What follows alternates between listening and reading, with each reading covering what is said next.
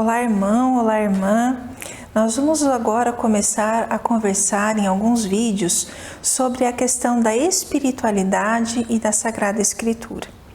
Nós sabemos que nos últimos anos, principalmente depois do documento de Aparecida, da conferência que nós tivemos aqui em Aparecida, nós tivemos um grande, um grande boom da questão da espiritualidade da Sagrada Escritura.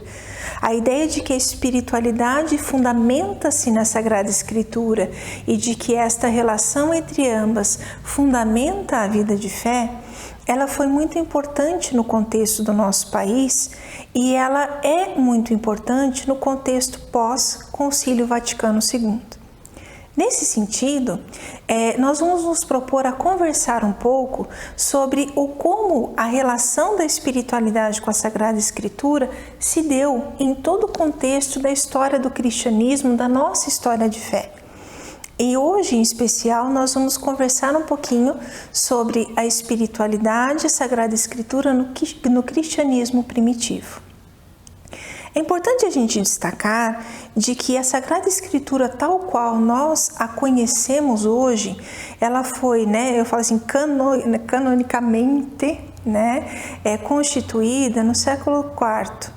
Só que, antes disso, os textos bíblicos, as narrativas sobre a vida de Jesus, as cartas dos apóstolos já faziam parte da vida e do cotidiano das pessoas cristãs, das comunidades cristãs. Em especial, eu não quero agora falar sobre os textos escritos, mas eu quero trazer para vocês e a gente conversar um pouquinho sobre a ideia da palavra de Deus e da espiritualidade no contexto da igreja nascente, no século I. Quando nós falamos da palavra de Deus e da espiritualidade, eu gosto sempre de retomar um pouco o primeiro capítulo do Evangelho de São João. O Evangelho de São João, no seu primeiro capítulo, eu gosto de dizer, como uma boa professora de filosofia também, eu gosto de dizer de que ele é extremamente filosófico. Por quê? Ele resgata conceitos que são da filosofia e dá a eles um sentido primoroso da nossa tradição cristã. O primeiro versículo do primeiro capítulo do Evangelho de São João, ele fala o seguinte: no princípio era o Verbo era Deus, o Verbo estava com Deus. No princípio era o Verbo. Ou, algumas traduções, no princípio era a palavra. No versículo 14 do mesmo capítulo, São João diz: e a palavra se fez carne, e o Verbo se fez carne e habitou entre nós. Quando ele fala isso, ele diz que Cristo é a palavra. Ele diz que Cristo é o Verbo de Deus. Mas o que isto significa?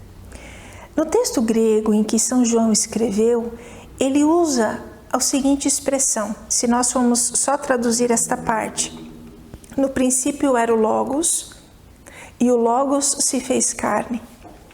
O termo Logos, o conceito de Logos na filosofia antiga ou na antiguidade, ele tem um sentido muito profundo. O Logos é a expressão mais profunda da sabedoria e da verdade. Ele é a expressão daquilo que faz com que nós possamos conhecer a verdade. O Logos é aquilo que revela a verdade.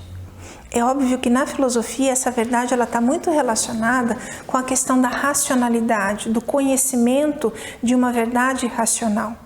Mas São João, com uma maestria profunda, ele usa esta concepção de Logos, que é aquele que nos possibilita conhecer a verdade, que nos revela a verdade, para mostrar que Cristo é a palavra, que Cristo é aquele que nos revela a Deus, que Cristo, como palavra de Deus, que se fez carne, é por meio dele, desta palavra, que nós podemos nos aproximar de Deus, que é Ele enquanto palavra e aquilo que Ele prega que dá sentido e significado àquilo que nós vivemos.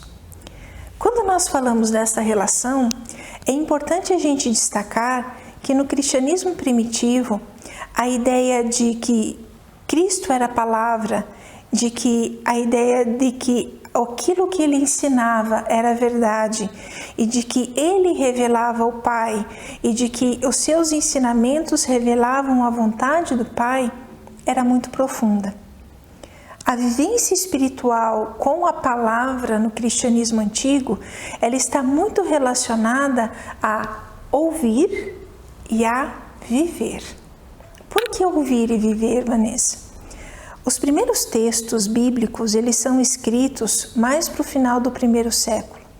As primeiras comunidades, elas tinham a experiência da evangelização e elas tinham a experiência do ouvir a palavra a partir das testemunhas mais próximas de Jesus, que eram os apóstolos ou seus discípulos mais próximos.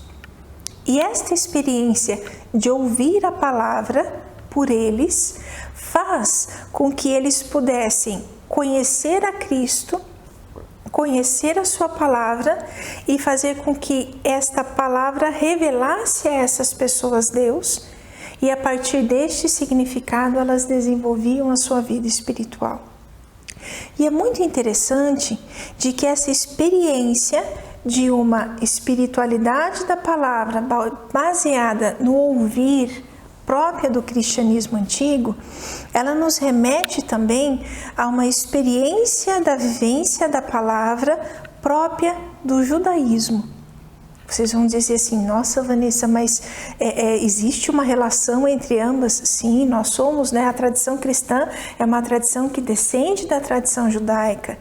E a partir dessa descendência da tradição judaica, nós encontramos vários elementos que nos ajudam a compreender a nossa experiência de fé a partir da palavra.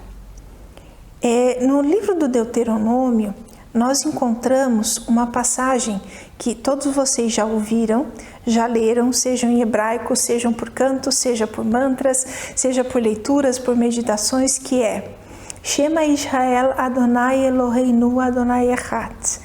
Escuta, ó Israel, o teu Deus é o único Senhor. Portanto, amarás o Senhor teu Deus de todo o teu coração, com toda a tua alma e com todas as tuas forças.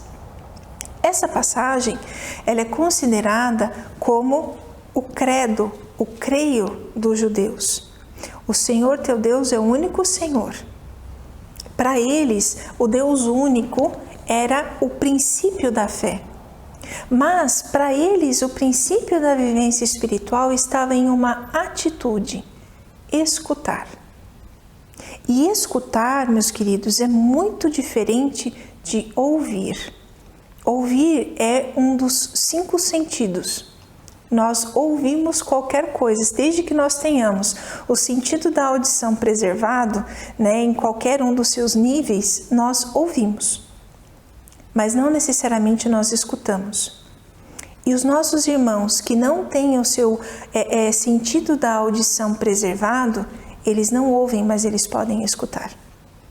E aqui é a grande beleza desta espiritualidade a partir da palavra, vivenciada no contexto do cristianismo primitivo. A escuta da palavra, desta palavra que é Cristo, desta palavra que expressa os ensinamentos de Cristo, é uma escuta diferenciada. Vocês já devem ter me ouvido fazer uma brincadeira, mas todos nós já passamos por situações em que alguém conversava conosco, nós não estávamos escutando, nós ouvíamos, porque o barulho da fala da pessoa estava próximo de nós. E essa pessoa falava até que ela percebia que nós não estávamos escutando. Isso é muito comum. Na vida espiritual isso também é muito comum. O ato de escutar significa a abertura interior que nós damos para que determinada realidade nos impacte. Escutar a palavra, a vivência espiritual da palavra no cristianismo antigo, que se dava eminentemente pela escuta, ela necessariamente perpassava uma postura do fiel em abrir-se para que aquela palavra entrasse em sua vida. E isso é um dos pontos fundamentais da compreensão de que no cristianismo primitivo, a palavra, enquanto palavra oral, ela era fundamental na vivência da espiritualidade. Mas nesse sentido, você pode se perguntar, Vanessa, e o conceito de Cristo como Logos, como esta palavra, qual é o sentido dele na vivência dessa espiritualidade do cristianismo antigo? O conceito de Logos, além da compreensão dele como a palavra, como aquela que revela a verdade e que para nós, sendo Deus a verdade, Jesus é que nos revela Deus, ela está relacionada também, o conceito de Logos, como aquele que ao entrar no ser humano, a verdade, ao vir ao encontro do ser humano, ao ser revelada, modifica este ser humano.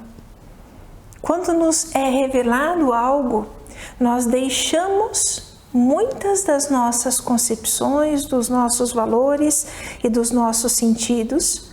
Quando nós somos impactados por algo, nós deixamos muitos dos valores e dos sentidos e nos modificamos perante esses valores e esses sentidos. O ato da escuta, compreender Cristo como esta palavra que, ao acolhê-la, ela nos modifica, é um dos princípios básicos para que nós possamos compreender esta relação entre a espiritualidade e a palavra. No cristianismo antigo, esta percepção da palavra enquanto Cristo, uma palavra que muda o ser humano, ela é fundamental para a constituição da comunidade cristã. A verdade de fé ainda não era escrita, nós não tínhamos os escritos. O testemunho, a palavra, a pregação do Evangelho e principalmente a abertura a esse contexto fazia com que as pessoas pudessem, sendo impactadas por essa palavra, modificar a sua vida, modificar as suas ações.